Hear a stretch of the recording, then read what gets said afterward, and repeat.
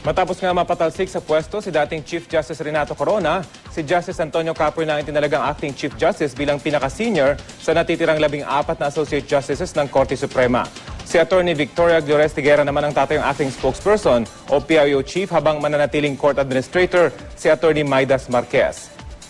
At kaugnay po ng balitang yan, makakausap natin si Attorney Guerra. Magandang tanghali po, Attorney. Si Rafi Tima po ito. Magandang hapon. Tanghali, Rafi. Opo. Attorney, masasabi po bang back to normal na ang operations ng Korte Suprema? Actually, kasi, Rafi, session break ngayon ang court. Although may isang special and back session. Kahapon.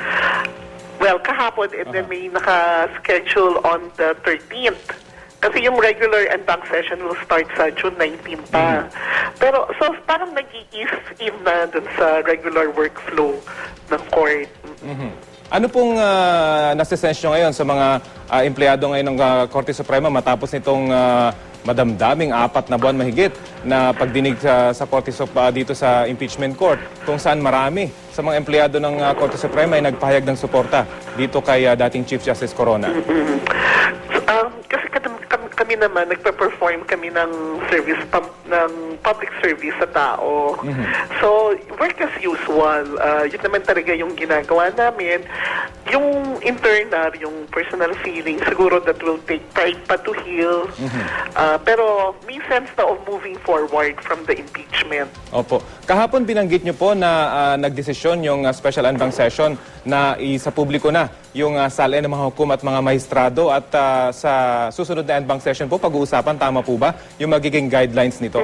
Tama. Actually, ito yung 2011 salin ng mga justices and judges. So, inaprobuhan na ng Korte Suprema in principle na ito ay ilabas na sa publiko. Yung kailangan nga lang ng guidelines kasi alam naman natin yung right to information ng public on matters of public concern, ano rin yan, subject to regulations para maayos po yung proseso. So, tatalakayin ng draft guidelines sa June 13, hopefully maaprubahan na doon para ma-release na to the public. Kasama po sa i-discuss na guidelines kung paano magre-request yung publiko ng pag-release ditong mga salin. Fees na babayaran for replication. Oo. Linawin ko lamang po, so 2011 na salin lang po itong pinag-uusapan at hindi po mga future salins. 2011 na salin. Yun yung cover ng announcement ko kahapon. Opo. So yung susunod po na and bank session, ano po yung mga tatalakaying malalaking kaso doon? Ang sinabi ho ng acting Chief Justice, besides yung guidelines for the release of the 2011 salins, yung kaso tungkol dun sa PCOS machines, ipuput na to a vote yung kaso na yan kasi nga malapit na rin ho yung darating na national and local election, so kailangan ma-resolve na yung kaso. Okay, sige po. Marami pong salamat, Attorney Maria Victoria Glores-Tiguera, Acting Supreme Court Spokesperson at PIO Chief. Magandang tanghali po.